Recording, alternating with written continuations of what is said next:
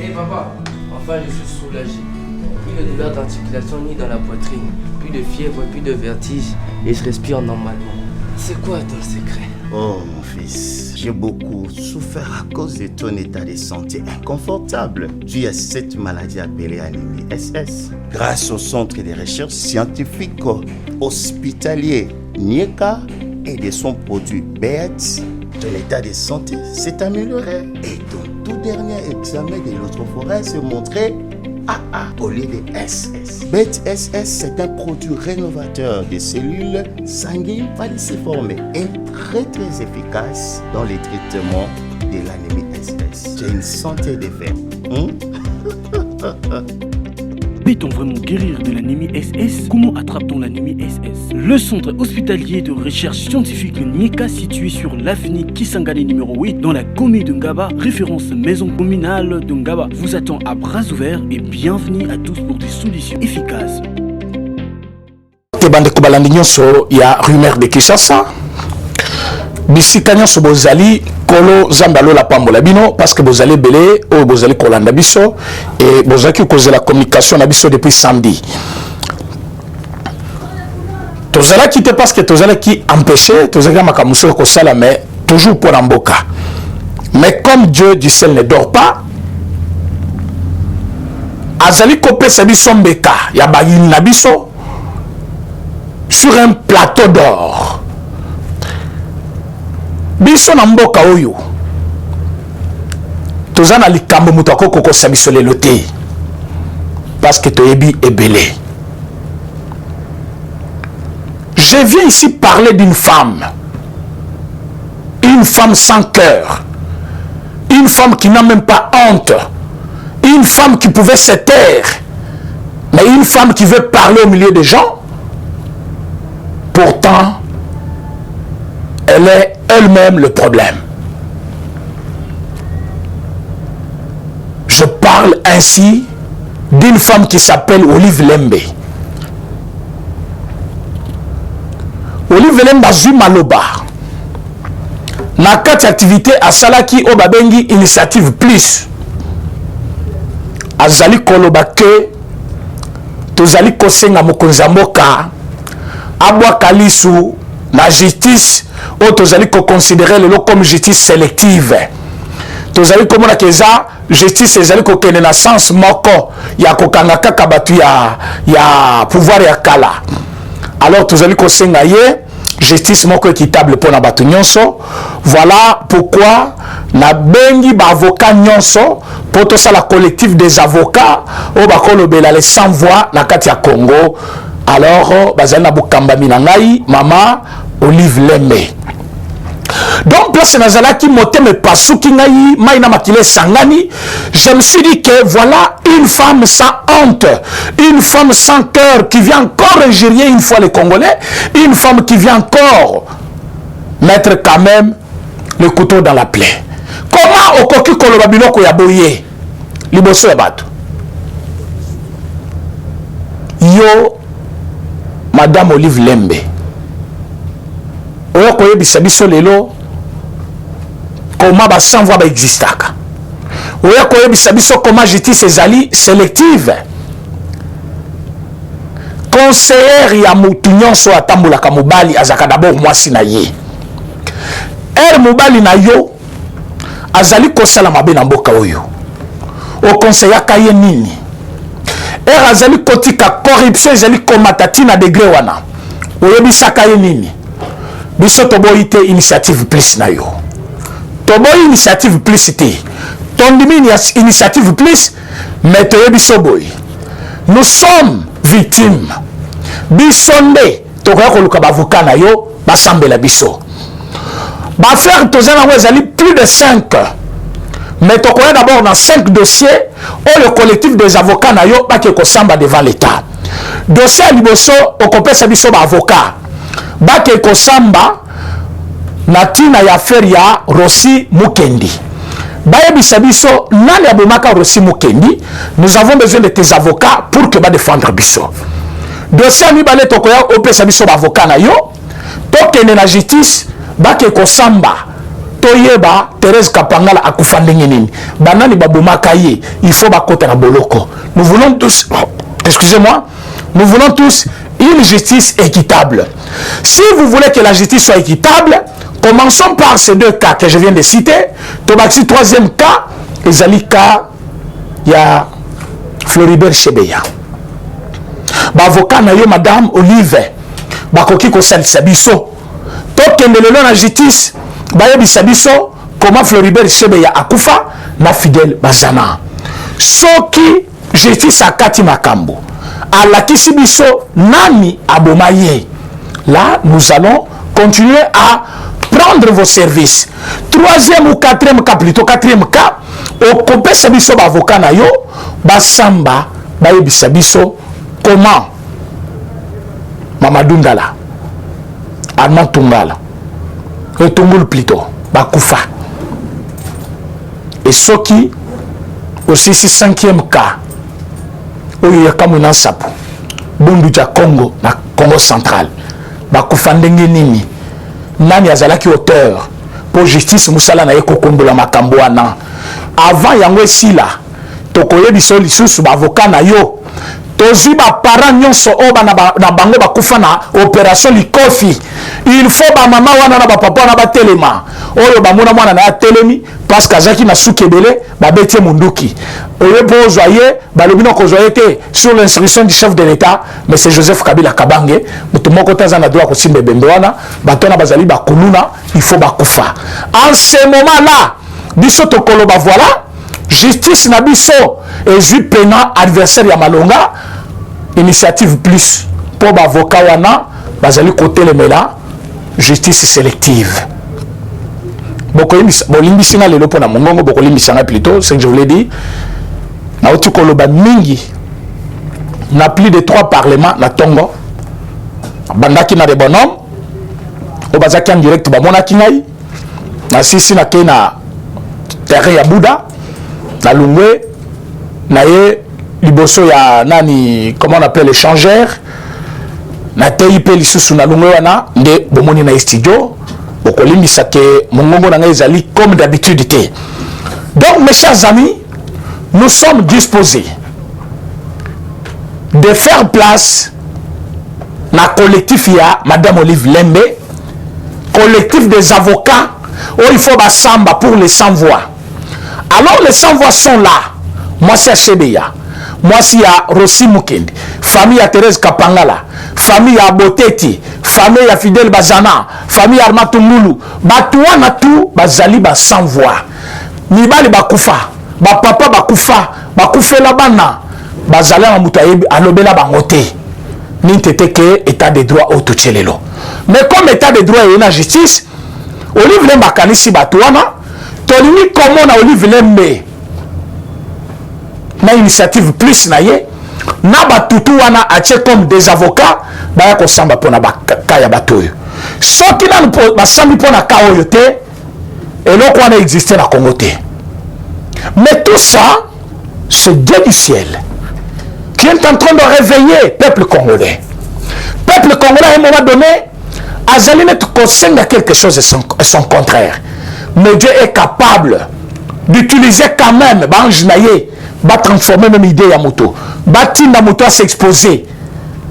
Na kanisi soki dossier ya chebe yefungwami, bakokanga Olive, bakokanga pe mobile na ye. Bakokanga même baleki na bango nyonso. Complot na bango ya famille ya koboma batu nyonso bazali kotelemela pouvoir na bango. Lelo comment na kebatu, c'est tout ba comédien bazali kokende kuna nanu. Je ne sais pas. Ceux qui battent bazali ko raisonner, mais nous sommes dans une démocratie. Tant que ba comédien ba kei ba sali pièce na bango, ba lakisi comment bazali ko boto la batuma pangu na Kinshasa et qu'il faut l'état atelemela batuana. Mais mutueli bosa boto ni mapangu na Congo, c'est Olive Lembe. Abuki quartier mobimba batu, abuki na hôpital bazo traiter mutu bazo opérer mutu akei kokufa. Est-ce que dossier na ye base bakangiye na muté? Boyebi sa ba avocat wana, ba ke ressemble na ba famille wana. Oyo babukela bango banda ku quartier mobimba pour que Olive Lembe acha site na ye, acha complexe na ye, acha biloko na ye tonga banda ku na ye, a comme sango résidence na ye privée. Ce qui n'a le problème, on a facilité. Vous êtes quel genre d'avocat? Et vous, les comédiens, quand vous avez fait cette pièce-là, Bobi Mapango Boni na Kishasa, Bomona Kingo Kassa, je vais dire, na Lupango Mokia, Mobali ya Olive Lembazaki na pouvoir, Batikala Kozongi Sanda Kouanate, il y a Gabriel Mokia. Il a fallu Tshisekedi akoma na pouvoir. Alors, les lots, Bazali na place ya Kobenga même président Tshisekedi. Na minoko na bango ezali kaka Tshisekedi. Biso pe toko benga ye Tshisekedi na kombo na ye mais tobi kazali président chef de l'état. Alors wana ezo swabino na mitema parce que bolini kondima yango te alors que biso na kobenga ye bongo na yebi kazali président chef de l'état. Donc je suis à l'aise. Mais vous n'êtes pas à l'aise parce que dans ce pays tomonaki André Kimbuta kozwa lupango ya mutu. Alobi asombaki na maboko na ye. Pendant que Moutassa Koufaki a sombi 2 ans après, Malobi a sombi na Mokolo et pas Mokolo Lupango. Pendant ce temps, Mokolo Lupango a Koufaki il y a 2 ans, plus tard que l'année où il y a sombi Kindakwana. Olive n'a jamais parlé et sa bande de collectifs des avocats. Olive dans ce pays, à mon coopération, il confie tango bazo bomabatu. Bana wana tu bazo sila. Et c'est là qu'une façon d'exterminer le jeune qui était viril, qui était fort, le jeune qui s'opposait à son mari. À mon abazo bomabango, force commune de Maluku, place Batchabatu, Baton ici Batu Nakati Alibulu Moko, Olive Lembe Avisa. Olive Lembe n'a jamais plaidé pour ces familles-là. Olive n'a jamais réclamé la justice pour des forces communes de Maluku. Il y a eu dans ce pays les 2 Onisiens tués au Kasaï. Nana Bonissa Bango. Bakendaki Kosalanine. Bakendaki enquêter sur les tueries des Kasaïens. Babomi Batuna Makamwakamina Sapou. Alors Bango Bakeba Tala. Bazwa historiquement. Guerre Bandini. Qu'est-ce qui s'est passé? Batouana ba autochtone, ba villageois, ba pe sa version des choses na bango. Balandi bango tikuna, babomi bango. Olive Lembe n'a jamais réclamé justice pour ces gens-là. Nous sommes dans ce pays, Bundu Yamayala, c'est une religion qui existe na Katia Congo central. Depuis des décennies, batona baboma batute, basala des ordres te, ba créer bango guerre ya lukuta, babomi bango par mobali na ye. Olive n'a jamais réclamé justice. Vous prenez les Congolais pour des bêtes ou comment? Olive prend les Congolais pour des bêtes. Qu'on peut imaginer des choses, sortir devant les gens et dire non, je réclame, je demande au président chef de l'État de jeter un coup d'œil. Ton mari avait jeté un coup d'œil combien de fois? À la justice congolaise. Mais il avait la même mise. Le ministre de la justice n'était qu'un figurant. Il n'y a que lui qui prenait toutes les décisions finales. C'est lui qui disait arrêtez telle personne, arrêtez telle personne. Tel ne l'arrêtait pas. Dans ce pays, justice c'est ça qui lui soutient. Tokoma qui mène en air. Dans ce pays, Makamuke Mutake na Kacho, Balalise na parquet le bile bakotine boloko. Et ça l'a caté. Parce que tout le monde a Koko Molumba. Bakange na aéroport, Malamoko Koti boloko. Kobi Mabini, tango ba libéré. Et ça que à Sambaki. Toyebi ba combattant il y a eu de peste. Oh yo lelo. Ba parents na bangona ba bénéficier. Bazui bombe. Baleki na télévision na pourquoi. Balobi coup sur coup. Bakoyoka lelo. Na butu, babwa ki bombe na siège de pes. Et tumbi batu. Aussi miso to mutupo ke koche na morgue. Misunye tikali na maboko. Parfois que tu es vivant, Congolais yozali kolanda partout dans le monde. Nano vivre yangote. Mais yaka tu na IDPS ba yebisayo. Aussi misunya mutu elumwe miku etikali. Parce que bombe taillée sur mesure. Babo qui a une carte permanence. Ce qui est la permanence, les lots, batika la kolongola milinga wana te zali. N'engue pas plafond ce tumbama. Tous ces gens-là, ils étaient des Congolais, comme toi et moi. Ils méritaient de vivre dans leur diversité. Mais, parce que Bazala qui contre-vision Yamobali ya Olive Lembe. Babomaka bangolo kola basoso. Et procès moko salemate. Bato balobaka coup sur coup. Bachaki bango ba candidat Chadar, il est là. ba Francis Kalombo ba comme ko djembela oyo ba tunyo so bozo mona wana ils étaient là.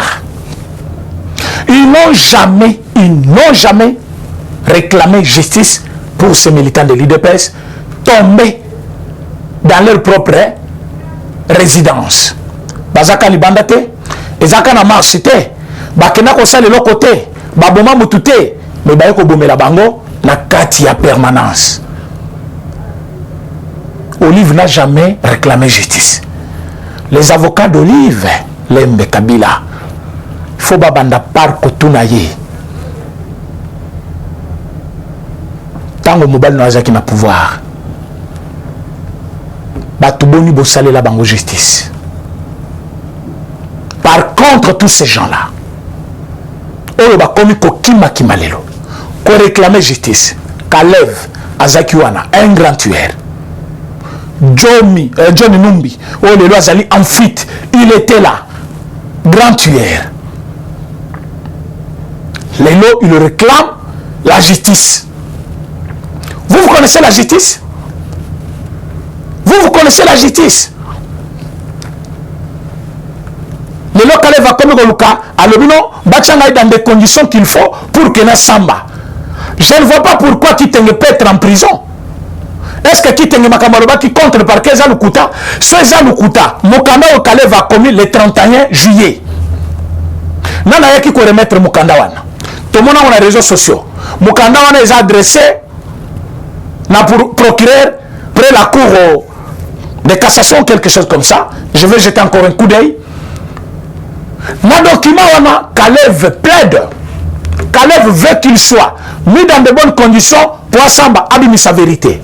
Vous avez dit que vous cherchez Kalev. Nana yaki ko pesa bino document wana. Pourquoi ne pas l'arrêter? Bah qui continue la boîte à lettres. Document n'est parvenu les parabines de Dengenin. Nan bozu yangote, et il y a des gens dans les réseaux sociaux. Je ne pense pas. Kalev est introuvable. Mais qu'est-ce que vous faites pour l'arrêter? S'il est en dehors du pays, cette lettre est signée, fait à Kinshasa par M. Kalev. Et ils allaient mettre avocat n'a été. J'ai vu la lettre. Ce qui lettre est comme le bino. Tous allez colocatoyer parce qu'ils ont accusé de réception de bino. Comme ça, c'est bino, c'est ce que vous devez faire. Parce que trop, c'est trop. Ces gens ont tué des Congolais. Olive Lembe était ici. Etienne Tshisekedi a souffert ici. La politique ya mobile daye. Bakangeli yendako. Bakangi pena quartier. Pas de sortie, pas d'entrée. Politique et salam makabongo. Est-ce que mobile na sa fouta dommage et intérêt contre la famille Tshisekedi? Ouais, a signé qu'il a résidence surveillée sans cause valable. Au restaurant de liberté à Moutou. Parce que vous allez président chef de l'État, au titre de char de combat, au yoko mutu pression nandaku naye, au kangele nandaku, la justice que vous demandez aujourd'hui était où? Et là c'était quelle justice?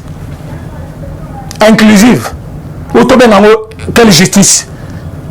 Sélective. Ou est-ce quelle justice? Pourquoi qu'on zanga somiti na niveau wana? Bamama mususu bazalaka soki abung. Mais Obama avait aussi une femme. Obama avait une femme. Donald Trump avait une femme aussi. Et il a une femme.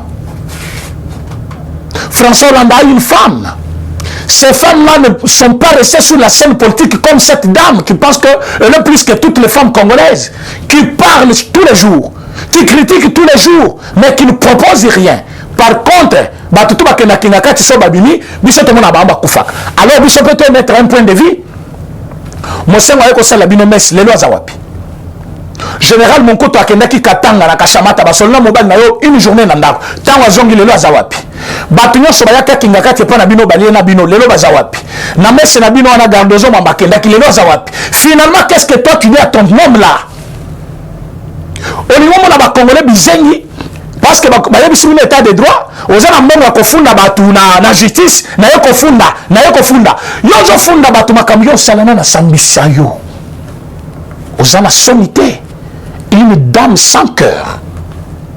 Quand ton mari tuait les gens dans ces pays, tu étais où? Ton mari a quitté l'aéroport Yandil. Moukolasuka campagne Nayena Etienne Tshisekedi. Ba Congolais ba yembeli éliminé. Abimisi mundu kaboma batu.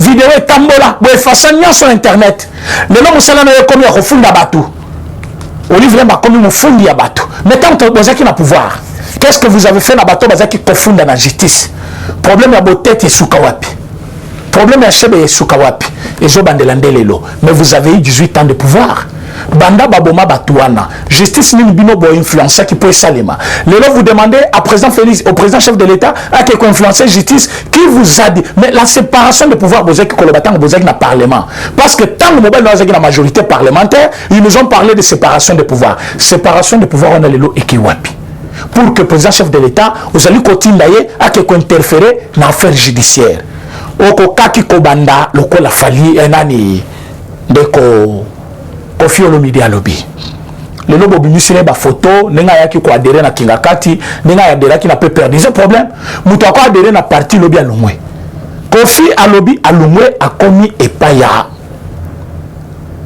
ba ti lokwebo etali de personne mais Kofi a bimisi vérité alobi avant Olive afongola monoko na ye avant Olive lembe afongola monoko na ye ayebisana mobali na ye ke tozo mérité mbongo ozozo à chaque fin du mois. Mais pourquoi Olive a 5 président chef de l'état te akata salaire ya mobile na ye pour basali sale sans voix. On est aluka ba avocat, mbongo zo futa mobile na ye, ayebi combien et quoi indemniser ba famille ona ou les avez prouvé. Imaginez-vous ça bazu même 100 000 ba kopé sa famille a arma tumulu $100,000. Ba pesi Rossi Mukendi, $100,000. Bapesi nani $100,000 Chebeya. Bapesi Fidel Bazana 100,000. Bapesi Mamadou Nala 100,000. Même ma famille a bakoso matalo pango. Bakani sa papa na bisa kufa pour la République. Kebazo 680,000. Bapesa mobali na ye. Oya zali ko sale la République rien. Oya sale la République rien. Donc confiance à ce niveau-là tu avais bien raisonné. Ce sont des choses que je dis ici chaque fois. Que Kabila pouvait d'abord commencer par renoncer à son salaire injuste que lui-même s'est proposé parce que salaire wana va te mêler bazo yebate. Maintenant qu'on a le président Félix Tshisekedi, non Azali Kofuta Kabila. Président Tshisekedi c'est un président chef de l'État. Il est venu là trouver des lois pour arranger ça, pour modifier ça. On doit passer par l'Assemblée nationale et dans cette Assemblée nationale on n'avait pas la majorité était de leur camp. Depuis que l'Union sacrée est là, toujours qui 3e mois. Donc l'Union sacrée n'a pas encore matérialisé sa vision, mais elle est en train de matérialiser quand même sa vision. Parce que pour tout le monde, la vision on a complète, il faut d'abord Basala. Alors 100 jours na bango kalate zokoka. 3 mois, comme ça tu as un bilan, il y a Union sacrée. Mais Mongo ye akutaki bazo futa Kabila. Akokite à la moki natonga lobi je suis président chef de l'État, bon futa il sous-sauté. Mais c'est ça la violation intentionnelle de la Constitution. Le chef de l'État va passer par le canal de l'Assemblée nationale et ce qui est posa ya peuple. Yango moni nazali kobundana. Ce qui balunguli kaka makambo ya mesure barrière, marche ya mubange ko salema pona ko senga réduction ya salaire ya monsieur Kabila qui n'a rien fait pour le pays et qui continue à bénéficier des moyens des Congolais sans rien. À Salani. Comment koko jambongo na mitu ya ba Congolais pendant que lui-même n'a pas servi le Congo. Il a servi le Congo, il est allé construire la Tanzanie. Il a servi le Congo, il va construire en Afrique du Sud. Écoute, vous prenez les Congolais pour des cons ou comment? Et des Congolais qui sont derrière ces gens-là, même la comédien Bazali Kokende Kuna, mais je regrette, Mawatro. Moutouali a subventionné Moussala na yo. Ah, Botalaka Parlement de Ririté. Ce sont des comédiens comme vous. Mais l'ensemble que vous voyez, ces gens-là qui viennent, ils payent avant d'entrer. Et ça, va foutre ça droit na bango, au bazo sala, moussala na bango. Vous êtes ici, au Beli Mouké, allez, je suis artiste comédien. Comédien Mobimba, moussala na yo moko sali, tina souka ya vi na yo, incapable de te prendre en charge pour soigner. Pour la mine, politique ya moke zaki mabe. Alors ce sont ces mêmes personnes-là qui vous invitent à tout moment parce que baya ka kopé sur $100,000 so beli ba ke voter en Afrique du Sud ce que beli bati na yo tene bon ya zo kopé ça yo o se faire traiter. Pourquoi bon ça qui conditionne un métier na yo té? Pour que métier na yo comme malam o se souffrir de toi-même. Il y a des comédiens en Europe qui vivent de leur job. Il y a des journalistes qui vivent de leur travail. Oyo, ba Congolais, ba musu ba te copier na ba. Ota la sonia ba tu akatumbi. Ce sont des choses que nous déplorons ici chaque jour. Donc, bazon na bango tweet ya journaliste mobimba ya batu ya mwasi, bacha, baba na kofinga chef de l'État. Maintenant mukolo compte na ya lobby. Oh, le compte est en Haïti, j'ai déjà signalé. Tant on va poursuivre,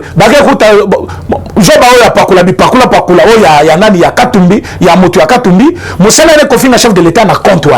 Imaginez-vous, quelqu'un fait un compte, il y a le quota, vous savez que c'est une infraction. Mais Azali Kofinga na compte na combo ya mutu na identité ya mutu mususu afinga ka chef de l'État pour baloba non même ba journaliste international bazo finga mo konzi na bino. Imaginez-vous. Et vous allez nous dire non biso confession de ce qui n'a ni 5 ce qui ni on s'insurge contre Nani Augustin Kabouya que non son langage n'était pas courtois envers cardinal. Quel cardinal vous prétendez que va respecter pendant que le cardinal ne respecte pas le chef de l'État? Moi, je me pose la question. Lelo, Mazali Kobimi Selabiso, Mutuana, Soki Chole. Chole, yeba place à Kocha Mutu. Parti Ozali Kolukao Bundisawana, Izali parti, ya Liboso, Sali opposition à Mboka Oyo, dictature Nyonso, ya Mobutu, ya Kabila, ya Aolo Kanambe et Suki. IDPS que vous voyez. S'attaquer à Augustin Kabouya en tant que secrétaire général à parti, tu fais une faute grave. Une faute grave. Vous n'avez pas le monopole de menace, monsieur. Qu'on menace, nous sommes l'église. Nous sommes quelle église? Quelle église? Non, Augustin Kabouya n'était pas courtois envers le cardinal. Ton cardinal était courtois envers le chef de l'État, n'a parlé du peuple. Ton cardinal était courtois envers le chef de l'État, la cathédrale Notre-Dame. Est-ce que ton cardinal est courtois envers ses pouvoirs? Ton cardinal traite le président de tous les mots. Il change de termes. Il parle à temps et à contre-temps. Il oublie même là où il a mis sa Bible parce qu'il a plus de temps à critiquer le chef de l'État. Et vous pensez que le chef de l'État doit être là, non, mais c'est cardinal aux âmes meilleurs. Meilleur en quoi? Mais vous voyez comment vous faites? Ce que vous êtes en train de creuser aujourd'hui comme tout Bokoko Yawana. Bokoko Yawana. La population congolaise n'est pas dupe. Bokoko Kosaye les sociétés. Lobby va formuler Batunabino, Libosa centre Lindonge, non, Bayaki Kokane le chef de l'État. Tant Botali Batona Bayaki, Bomoni Longa Moutaïda Pes.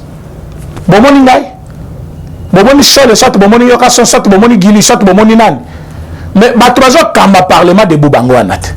Ba parlementaire debout pour ba déplacer fo bango bayebat na bato bayaki wana bomone longia nani ya parlementaire debout bomona ki na bato bayaki wana bokuti nani aza parmi force du progrès bomone na bato bayaki wana drapeau ya UDPS bomone effigie chef de l'État. Ce sont le peuple congolais bamone que l'église catholique azali kocha mobulu na mboka.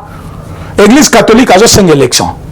L'église catholique a freiné désignation il y a président Yasseni. Alors que président Yasseni, le président a co-déterminé Mbongo Bonifo l'État Bimisa pour que ma ponomie est salima. Alors Azali Kolukanini, quelque chose de son contraire. Alors tantôt comme Anasuka, au glissement. Na glissement, donc vous avez peur des élections. Vous pensez que ce token élection à un moment il y a le peuple congolais mobile comprendre. Bah étudiants basé kokende syllabus sangomo que ils ont coûté plus que le minerval. Les noms que qui a syllabus bah consommer les pantalons à malam à quelle université propre. Bah consommer la sac à malam à kofuta transport bien. Ce cas comme une université, il ne va pas dépenser l'argent dans ba méga. Il a la connexion wifi na 4 instituts. Motona yo kanisa que nous voter nan. Bano bazo tanga na gratuité. La 6e des humanités bah aussi ça basé à 18 ans. Bah qu'on voter président Félix Tshisekedi. Alors ils ont fait déjà les calculs. Ils ont vu comment Félix Tshisekedi, président chef de l'État, a influencé la jeunesse. Aujourd'hui, la politique est devenue la nourriture de toutes les mamans vendeuses. Partout on parle politique. On a révolutionné les choses. Les gens se sont intéressés plus à la politique. Ils ont compris Mabé Zala Kiwapi. comment faire confiance à quelqu'un et quelles sont les initiatives de quelqu'un que nous voyons que à la longue ça peut porter des fruits. Ils ont fait confiance. Comme ils ont fait confiance, s'il faut aller maintenant aux élections, ils vont voter. Basali analyse wana tout. Maintenant pour passer le temps, Bacheli biso et Botoko. Ah, comment on est Botoko? Mongala. Yokuna kombo Bokondo. Mongala. Yokuna Ambongo. Mongala. Alors comme les akadima tolongolaye. Bomoni tribalisme yangwana. Tribalisme yangwana. Tribalisme yangwana. Et vous allez nous dire non, vous n'êtes pas courtois envers le cardinal. Le cardinal n'est pas plus que le chef de l'État dans un pays. C'est une église, comme l'église kimbanguiste, comme l'église de réveil. C'est une église, comme à ce cas de l'évêque Pascal Mukuna, qui ne dépend pas d'Ambongo. C'est comme l'église orthodoxe. Donc, catholique, dirigeant naïe, ils ont comparé le chef de l'État en guise de quoi? Pour qu'elle ait un respect à Batignoso, qu'on est le chef de l'État, pendant que lui-même ne respecte pas le chef de l'État. Donc, allez-y comprendre comment. Amon Wazali Koluka, Makamuna Mboka. Allez-y comprendre. Donc, il y a l'union à respecter. Pour Wazali Liboso, au combo ya Tata Yamara. Mais, oh, Wazali Koloba, na combat République Mobimba, yoza monayete. Parce que yoza la messe, c'est-à-dire yoza plus que lui. Mais c'est une vocation. Quand tu es devenu cardinal aujourd'hui, et ça qui n'a pas vocation, si lui est devenu aussi président, et ça qui a vocation un jour, à ça la moque à politique, il y a personne à l'église. Pourquoi tu peux prendre aujourd'hui l'église? Autre église, il y a sommet à l'église. Vous êtes 8, 6 bandimi likambo, yo boy, parce que comme il y a Olive Lembe. Regardez comment les gens sont capables. Il y a Kozanga raison. Likolo ya Lukambongo. Mbongo ezana sukate. AGPC Poussani a aujourd'hui des milliards et côté Kala un jour. Cardinal n'est pas parti avec l'argent. Cardinal Moussengo, il est parti seul. J'ai vu même des photos. Oh, il y a humilié personnalité naïe. Bien que je n'étais pas d'accord avec ces photos, mais voilà comment le corps devient inutile. Parce que quand Cardinal Ambongo a un avion bazo kende naïe, à kende poto, il ne pouvait pas dire non, ne me filmez pas. Il ne pouvait pas refuser nous autres boy. À l'ali, mais batumoussou sous bazo zo photo, il y a un autre, il y a Cardinal, qui pouvait le faire quand il était en forme. Voilà là où la vie nous amène. Un jour, nous allons passer. Mais il faut que notre existence éthique là, historique, et puis ezalanatina pour la génération future. On ne peut pas exister en vain. On ne peut pas exister pour rien. Moi, je suis fier parce qu'un jour, quelqu'un verra ma vidéo. Il dira, mes enfants, ton père a parlé pour ce pays. On ne va pas dire, ton père a volé pour ce pays. Ton père avait refusé un candidat parce qu'il était louba. Ça va sonner mal, très mal. Un cardinal qui refuse quelqu'un pour son appartenance. Donc notre existence doit avoir sa raison d'être. On ne peut pas exister pour rien. Quand on existe, c'est pour qu'un jour qu'on parle de votre existence. Tu ne peux pas exister en rien, en vain, pour ne rien faire. Alors ce que tu fais doit être dans le bon sens pour que les gens parlent en bien de toi. Comme aujourd'hui on parle de Etienne Tshisekedi pour avoir érigé quand même un état de droit, pour avoir lutté contre la dictature. Et aujourd'hui, il est un homme pour qui on parle en bien. Mais yo, aux Aliwana, aux hommes chef de l'État, on dirait Moninga na yo. Mais Batouna Bazoluka ba respecter yo. Comment va respecter yo pendant que vous respectez le chef de l'État? Donc nous demandons au président chef de l'État de ne pas suivre les conseils d'Olive Lembe pour interférer dans ma justice. Justice, c'est ça la moussala naïe. Ce qui est la raison naïe, abimisa avocat, donc vous voulez que bani bignon soit na bino bochaki, bayi bambongo ya l'État, ce qui bakangi bango est commis justice sélective. Banda bokei boyoki budget na biso ninge commis. Banda bokenda boyebi réserve d'échange ninge commis. Réserve d'échange ezaki à 500 millions. Le lot commis à 2 milliards 500. Olive Lembe place aux alliés Koyoki Magamnazoloba. Tozana 2 milliards 500 à réserve d'échange. Mobile na etika kango 500 millions. Donc avec le temps, notre économie va être très stable en Afrique et Batobakobanga Bisso. Vous ne devez pas commencer à tromper. Quel autre tromper les comédiens? Oh, mais ça n'a pas parce que au Tinda qui est un poto, qui est retraité, mais au lieu de Tinda qui est un poto, souvent vous salariez. Salela bango bastidio ya malam. Pesa bango bisalelo. Basala musala bien. Vous ne devez pas tromper les gens. Soki batozi comme avocat baza avocat ya malam. Bako fanda pembe na yote. Parce que bayebi ke makila na yo na makila na maboko ya mobile na yo. Eza na makila batu. Makila batu na Tanyawa, Fidel Bazana, Armand Tungulu, Chebeya, Thérèse Kapangala, Rossi Mukendi, Moteti. Ce sont les innocents que le pouvoir de Tomari avait tués. C'est ces gens-là. Oui, ma collaborateur, ma binoboni, ma koufina nenga mabe. Quand maman ka koufandengene. Quand maman ka koufandengene. Est-ce que le toko le belango? Boyebi batu boni oyo ba koufina pouvoir oyo. Po balingaki ba bimisa ba vérité na bino.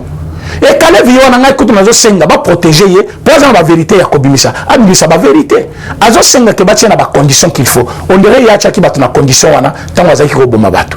Donc tozali ko senga chef de l'état ayoka conseil ya mwasi wana te. Azali mwasi lokola basi nyonso. Azali maman lokola ba maman nyonso. Azali fille du pays comme ba fille nyonso. De même que nous respectons nos mamans, tous un respect ya kopesa ye. Mais si seulement si akani si pe monoko comme ba maman musu ba fandi na banda ku bazo bokola bana. Soki maman koloba makambo réfléchi. Maman koleka na zela, maman mobimba leki na zela lobi. Est-ce que yo mutozolo bana? Vous assure que oza mwana ya papa na yo. Mais na yi maman boti na yi alobi ozali mwana ya papa oyo. Je suis mwana na ye. Ta batali elongi na ngai batali elongi ya papa ndenge moko. Likambo kolokade nezate. Mais tango ozala mutu bakolo tata na bango balobi aya to sala ADN ya zokima yo zotuna batu est-ce que vous assure que ozali mwana tata na yo moi ça zaka bongo te moi ça zala ka mutu moko logique alobaka tango problème ezali et conseil à moi c'est zaka conseil à monene mais ba conseil à obi mana balabala olobaki mobala ngazo travailler en silence silence to mona ngona est botie ba Rwanda kilikili babo ma ba congolais to tcheta de siège monde to bisibino na poisa OK kuna ko pesa biloko ba hectare na ba hectare et simbi. Et je symbole sous-souté. Il faut quitter la chose avant que la chose vous quitte. Motika politique et salama pour la bino sous-souté. Vous avez eu la chance, le privilège dans ces pays d'avoir tout le moyen, les espaces, les terrains, tout. Vous avez vécu comme si vous étiez au ciel. Mais pendant ce temps, Makila Abato et Gangi. Makila wana ndezo tindeka yo sala bilogo ba nebite ozaka na ba conseiller ou pas hein madame Olive ozaka ba conseiller te tango le sala initiative plus au sangisi ba avocat na batunyo mais soki magam tozo ke ko bundela et tourner contre yo olobi to bundela bana oyo ba papa na bango ba kufa ba botoli bango mapango mais soki bato yo botola mapango bango pe babimi ressemble nini. Voilà pourquoi je suis très déçu na ba congolais bazali ko sala déplacement à Watikikakati autokeye kota l'initiative plus. Moi si on a zali koluka ba comparer na maman Denise ou azali première dame. Alors que pendant son temps elle ne voulait pas entendre une femme parler. Pendant son temps lui azala qui première dame ici. Yo a commencé à Mbemba. On a commencé à Azara Soulubero tant azali ba vice-président. Même nani oyo nani wa kufaki papa nani oyoka batuna bango bazoloba elle était l'unique femme soit les 15 les kauki le nom aliyi à la comparaison à maman Denise akaba mbongo po batuma maman Denise azokabate regardez degré muto bozoluka respect na yezala vous ne comprenez pas comment les choses tournent donc vraiment je ne veux pas arriver na communiste ba secret nyonso nazali causer la droit de réponse à batunaye en ce moment là to communiste ba vérité na mboka oyo mususu ko to kima donc mutu akimi boyazo yate po ya kosamba po ba ko muke muke to ke justice lelo nzela justice efungoni boya na justice wana kama kama ebimela kuna ba musuba ko pakata pena donc bozo sa ba jeune abato ba yebi binote nous avons l'histoire de ce pays en main on est capable na lobi likambo moko wa lelo kaka donc moko kimina ko po yebi ko zoko tabolo libela musana binoto yebi yango koboma bobo mambo sisa mais bobo maki 18 tabato basilité lelo nde boyebi ke justice existaka. Merci na bato nyonso balandi biso, topesi mbote na bato oyo basutenaka biso, bato babengaka biso, bato batindaka lisungi na bango, bato oyo bapesaka biso matoi na bango. Nzambe alola apambola bino, bozala na biso, bobengaka biso, bopesa baide na biso. On se retrouve demain dans un autre numéro. Merci. Eshima, votre magazine qui bat au rythme de l'actualité. Retrouvez la nouvelle édition. Exclusivité, Barnabé Mwakadi, les recordmen des chiffres.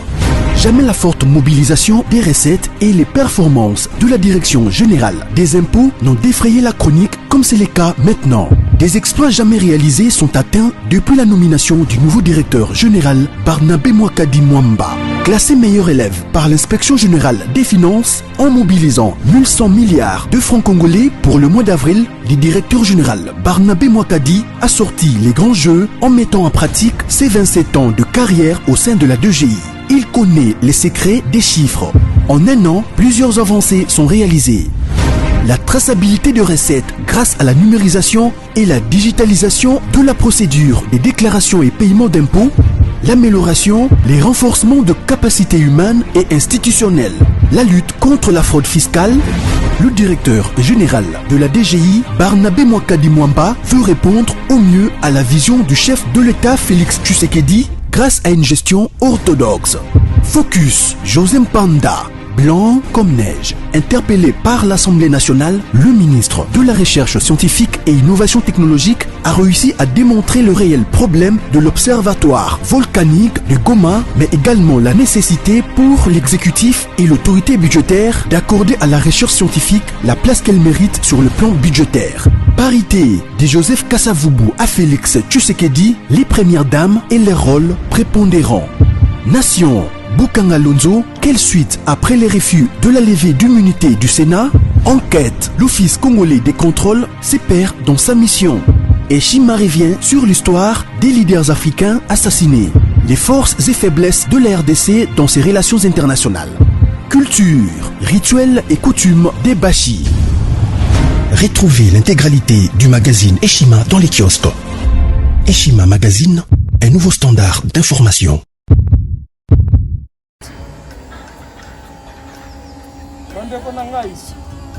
Conteneur yango ezokende le 26 mai lekokanga conteneur kokanga conteneur chaque mois, donc next ekozala le 26 mai. Olingi otinda velo mutuka lise osi okangi biloko tu omemaka na biso, benga biso comme ça toya somema biloko totinda na Congo.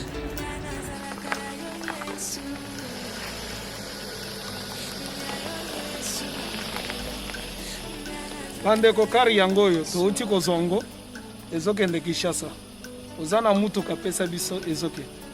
Merci. Le 26 mai mosusu ekwende ya 2021 otoza nango, donc tosalaka chaque mois. Oza besoin na carton benga biso biso ya monene yango moyenne yango oyo o moyenne yango oyo na carton na biso ya moke dans 3 dimensions. Onyo solingo tinda benga biso tozozwa ba vélo, tozozwa ba valise, mituka tozozwa, donc eloko tout tozomema na Kinshasa. Merci beaucoup. Mutuka, vélo, salon, biloko andako, biloko tout tozomema. Donc, vous hésitez que bobenga biso tozala na pona